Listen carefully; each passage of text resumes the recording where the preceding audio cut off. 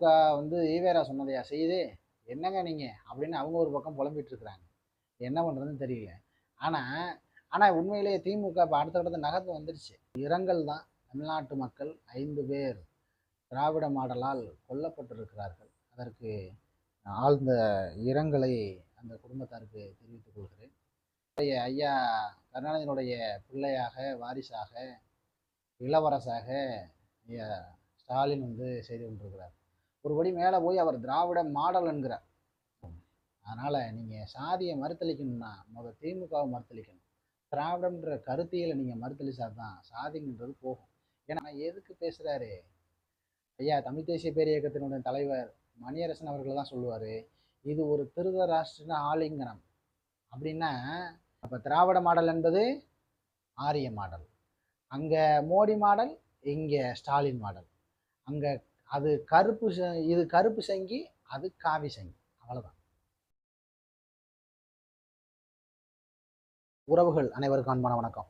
இன்னைக்கு நம்ம பார்க்க இருக்கிறது திராவிடம்னா என்ன. திராவிடம்னா என்னன்னு என்னப்பா புதுசா நீ சொல்ல போற, அதுவும் நீ ஒரு தமிழ் தேசியராச்சே, நீ ஏன் சொல்ல போற அப்படின்னு நீங்க கேட்கலாம். சொல்ல வேண்டிய தேவை இருக்குது. ஏன்னா திராவிடம் பேசக்கூடியவங்க யாருமே அதை புரிஞ்சிருப்பாங்க, அவங்களுக்கு புரியாம இப்படி இருக்கும், ஆனா அதை தெளிவுபட சொல்லலை. இன்னைக்கு தமிழர்கள் பலரும் தெரியாதனமா திராவிட கருத்துக்களை, திராவிடர்கள் அப்படிங்கிறத பேச வேண்டிய வாய்ப்பு அவங்களுக்கு உருவாக்கி இருக்கு. அப்படி ஒரு ஏமாற்று திட்டத்தை தான் திமுக செய்து கொண்டிருக்கு. இந்த திராவிட மாடல் பேசக்கூடியவங்க செய்கிறாங்க. திராவிடம்னா என்ன அப்படின்னா, திராவிடம்னா ஆரியத்தினுடைய இளைய பங்காளி. ஆரியம் நேரடியாக செய்ய முடியாதவற்றை எல்லாம் திராவிடத்தின் வாயிலாக தமிழ்நாட்டில் செய்து கொள்வதற்காக உருவாக்கப்பட்டது தான் திராவிடம் என்பது. அதை இங்கே உருவாக்குனது ஐயா ஈவேரா. ஆனால் அது அவருக்கு கொடுத்தது யாருன்னா ஒரு ஆங்கிலேயர். இப்போ ஆங்கிலேயர் யாரு? தமிழருக்கும் அவருக்கும் தொடர்பு இல்லை. ஈவேரா யாரு? அவரும் தமிழர் இல்லை. அப்புறம் ஏன் தமிழர்களுக்கும் திராவிடத்துக்கும் என்ன சம்மந்தம் இருக்கு? எந்த தொடர்பும் இல்லை, அவ்வளோதானே. இப்போ திராவிடம்னு இருந்தது, ஐயா கருணாநிதி செய்து கொண்டிருந்தார். அதுக்கு முன்னாடி ஐயா அண்ணாதுரை செய்து கொண்டிருந்தார். இப்போ அதனுடைய அவர்களுடைய ஐயா கருணாநிதியினுடைய பிள்ளையாக, வாரிசாக, இளவரசாக ஐயா ஸ்டாலின் வந்து செய்து கொண்டிருக்கிறார். ஒருபடி மேலே போய் அவர் திராவிட மாடல் என்கிறார். அதாவது ஐயா ஈவேராவினுடைய கொள்கைகளை, அதாவது ஆங்கிலத்துக்கு அடிமையாக இருப்பதை மிக முழுமையாக நேர்த்தியாக கடைபிடிக்கக்கூடியவர் தான் ஐயா ஸ்டாலின் அவர்கள். எந்த திட்டம் வந்தாலும் அந்த திட்டத்தில் தமிழ் இருக்கோ இல்லையோ ஆங்கிலம் உறுதியாக இருக்கு. தமிழ் ஒரு தொங்கு சதை போல வச்சுக்கிட்டு அந்த திட்டத்தினுடைய பெயர்கள் எல்லாம் நம்ம school, Madurai, I love Madurai, அப்புறம் ஐ லவ் நெல்லை, இப்படி பல ஊர் பேர்களில் அந்த தம்பாடு எடுக்கிற இடங்கள்லாம் வைக்கிறது. இது மாநகராட்சி வைக்கிறதுன்னு கிடையாது. ஏன்னா திராவிட மாடலோட கொள்கையே அதுதான். திராவிட மாடல், திராவிட மாதிரியில் பாருங்க. இந்த திராவிட மாடல்னு சொல்றதுலேயே எனக்கு உடன்பாடு இல்லை. நான் திராவிட மாதிரின்னு சொல்லத்தான் நான் விரும்புகிறேன். ஆனால் திராவிட மாடலை தான் அவங்க கொண்டு போய் சேர்த்துருக்குறாங்க. அதனால் அந்த அவங்க கொண்டு போன சொல்லையே ஒன்றுமில்லாமல் ஆக்க வேண்டிய, நிர்மூலமாக்க வேண்டிய தேவை இருக்குது. அந்த கருத்தியலை மறுக்க வேண்டிய தேவை இருக்குது. அதனால் திராவிட மாடல்னு நம்ம பேசுகிறோம். அப்போ இந்த திராவிட மாடலுடைய முழு அவங்களுடைய விசுவாசமாக யார் இருக்கிறான்னா ஐயா ஈவேரா தான். ஆனால் ஈவேராவை கடைபிடிக்கக்கூடியவங்ககிட்ட கேட்டிங்கன்னா திமுகவுக்கும் ஈவேராவுக்கும் என்னங்க சம்பந்தம்? ஏங்க திமுக வந்து ஈவேரா சொன்னதையா செய்யுது, என்னங்க நீங்கள் அப்படின்னு அவங்க ஒரு பக்கம் புலம்பிட்டு இருக்கிறாங்க. என்ன பண்ணுறதுன்னு தெரியல. ஆனால் உண்மையிலேயே திமுக இப்போ அடுத்த கட்டத்தை நகர்ந்து வந்துருச்சு. நீங்கள் ஐயா ஈவேராவை புகழ்ந்தது, ஐயா அண்ணாதுரை புகழ்ந்ததெல்லாம் தாண்டி இப்போ முழுக்க முழுக்க ஐயா கருணாநிதி புகழ் தான்.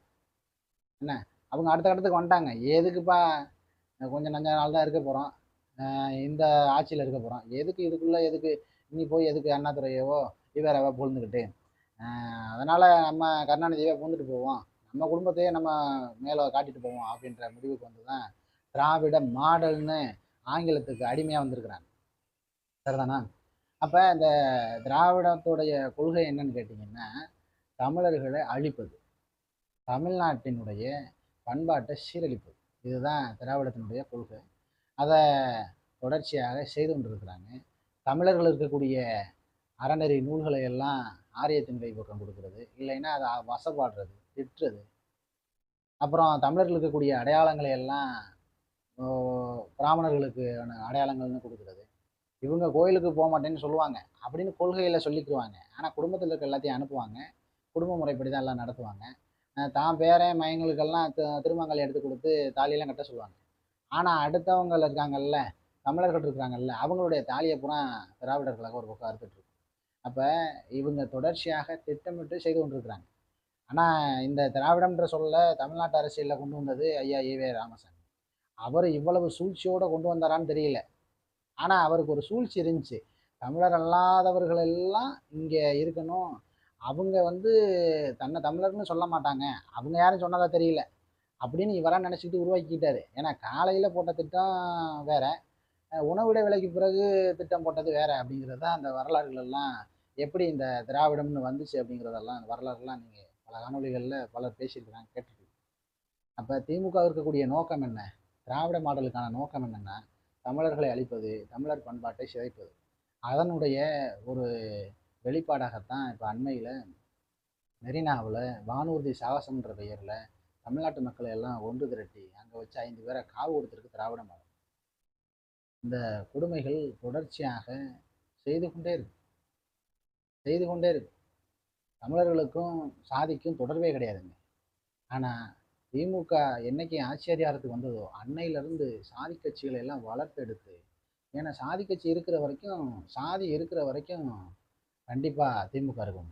அதனால் நீங்கள் சாதியை மறுத்தளிக்கணும்னா முதல் திமுகவை மறுத்தளிக்கணும். திராவிடம்ன்ற கருத்தியலை நீங்கள் மறுத்தளிச்சா தான் சாதிங்கிறது போகும். ஏன்னா திராவிடம்ன்றது என்ன தெரியுங்களா? பிராமணர்களில் கீழானோரை குறிக்கும் சொல்தான் திராவிடம் என்ற செய்தியும் இருக்கு. அதையும் நினைவில் வச்சுக்கணும்.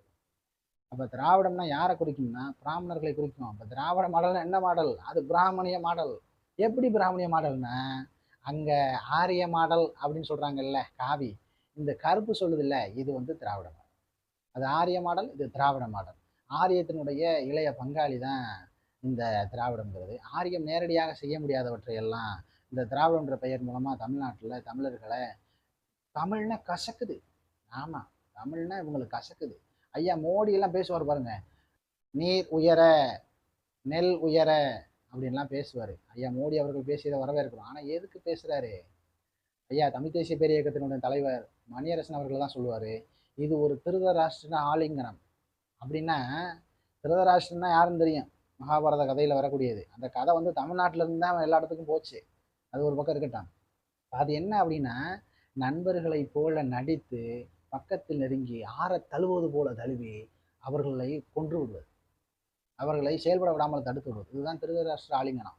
அதைத்தான் திமுக திராவிடம் தொடர்ச்சியாக தமிழர்னு சொல்லாம தமிழ்நாட்டு மக்களை எல்லாம் திராவிடர்னு சொன்னது. ஏன்னா இந்த திருதராஷ்டிர ஆலிங்கனம் தான் ஆற தழுவது போல தழுவி தமிழர்களை நம்ம சிதைப்பதற்காக உருவாக்கப்பட்டது தான் இந்த திராவிடம். அப்ப திராவிட மாடல் என்பது ஆரிய மாடல், அங்க மோடி மாடல், இங்க ஸ்டாலின் மாடல். அங்க அது கருப்பு, இது கருப்பு சங்கி, அது காவி சங்கி, அவ்வளவுதான், வேற ஒண்ணுமே கிடையாது. இதை தெளிவாக ஐயா பொதுச் செயலாளர் வெங்கட்ராமன் அவர்கள் தெளிவா பல காணொலிகளில் பேசியிருக்கிறாரு. ஐயா கீவேவும் ஐயா வேமாவும் பல நூல்கள் எழுதியிருக்கிறாங்க. எண்ணற்ற நூல்கள் இருக்கு, வாங்கி தோழர்கள் படிங்க. தமிழ் தேசியத்திற்கான முன்னோடிகள் அவர்கள். அப்ப இந்த காணொலியில ஒரு ஒரு இரங்கல் தான். தமிழ்நாட்டு மக்கள் 5 பேர் திராவிட மாடலால் கொல்லப்பட்டிருக்கிறார்கள். அதற்கு ஆழ்ந்த இரங்கலை அந்த குடும்பத்தாருக்கு தெரிவித்துக் கொள்கிறேன். இந்த சூழ்ச்சியை தமிழ்நாட்டு மக்களை பலி கொடுத்த திராவிடத்தை தமிழ்நாட்டு மக்கள் ஒவ்வொருவரும் பலி கொடுக்கணும். திராவிடன்ற கருத்தியலை புறந்தள்ளணும், ஒழிக்கணும். அதுதான் தமிழர்களுக்கு, தமிழ்நாட்டு மக்களுக்கு கிடைக்கக்கூடிய விடுதலை. தமிழர்களும் தமிழ்நாட்டு மக்களும் நமக்கான விடுதலை நோக்கி பயணிக்க திராவிடத்தை புறக்கணிப்போம், தமிழ் தேசியத்தை உயர்த்தி பிடிப்போம்.